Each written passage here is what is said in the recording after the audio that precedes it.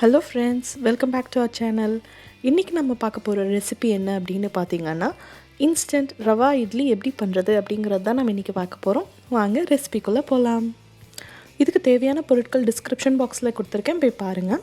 So முதல்ல ஒரு தவாவில் 2 டேபிள் ஸ்பூன் எண்ணெய் விட்டுக்கோங்க. எண்ணெய் நல்லா காஞ்சதுக்கப்புறம் அதில் வந்து கொஞ்சமாக கடுகு, உளுந்தம்பருப்பு,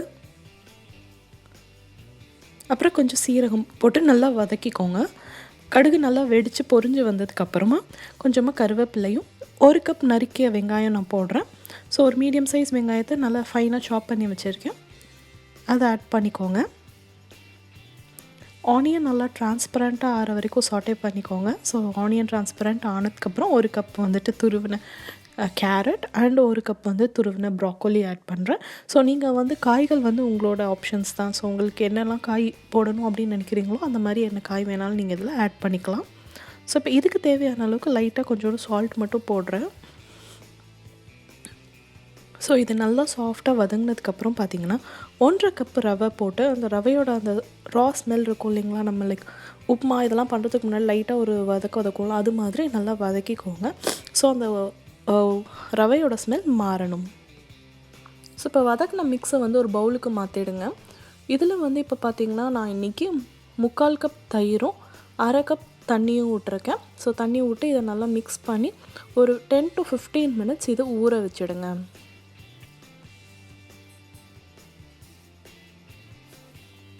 ஸோ 15 நிமிஷம் ஆகிடுச்சுங்க. நம்ம மிக்ஸ் நல்லா ஊறிடுச்சு. இப்போ இதில் வந்துட்டு 1/2 டீஸ்பூன் பேக்கிங் சோடா அண்ட் கன்சிஸ்டன்சிக்காக இன்னொரு 1/4 கப், ரொம்ப வந்து தண்ணியாக ஆக்கிடாதீங்க, ஓரளவுக்கு கெட்டியாக தான் இருக்கணும் இந்த மாவு.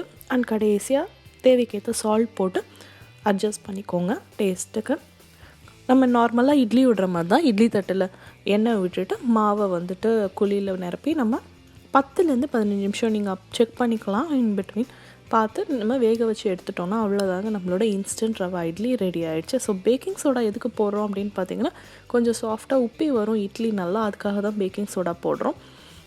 நீங்கள் வேணும்னா அந்த ஸ்டெப் ஸ்கிப் பண்ணிக்கலாம், பட் பேக்கிங் சோடா போடும்போது இன்னும் சாஃப்டாக நல்லாவே வந்து உப்பிட்டு வரும். ஸோ இப்போ நான் வந்து நம்ம இட்லி வந்து 15 மினிட்ஸ் கழிச்சு பார்த்திங்கன்னா இந்த சூப்பராக ரெடி ஆகிடுச்சு ரவா இட்லி. கண்டிப்பாக ட்ரை பண்ணி பாருங்கள், ரொம்பவே டிஃப்ரெண்ட்டாக இருக்கும் அண்ட் ஈஸியாகவும் இருக்கும். இதுலையே காய் இருக்கனால நம்ம குழந்தைங்களுக்கு வந்து ஒரு ஹெல்த்தியான மீலாகவும் இருக்கும். ஸோ ட்ரை பண்ணி பாருங்கள். இந்த ரெசிபி உங்களுக்கு பிடிச்சிருந்தால் கண்டிப்பாக லைக் பண்ணுங்கள், உங்கள் ஃப்ரெண்ட்ஸோட ஷேர் பண்ணிக்கோங்க அண்ட் எப்படி இருந்ததுன்றதை கமெண்ட்ஸில் சொல்ல மறந்துடாதீங்க. இன்னொரு இன்ட்ரெஸ்டிங்கான வீடியோவோட உங்களை அடுத்த தடவை சந்திக்கிறேன் ஃப்ரெண்ட்ஸ். அண்டில் தென் பாய்.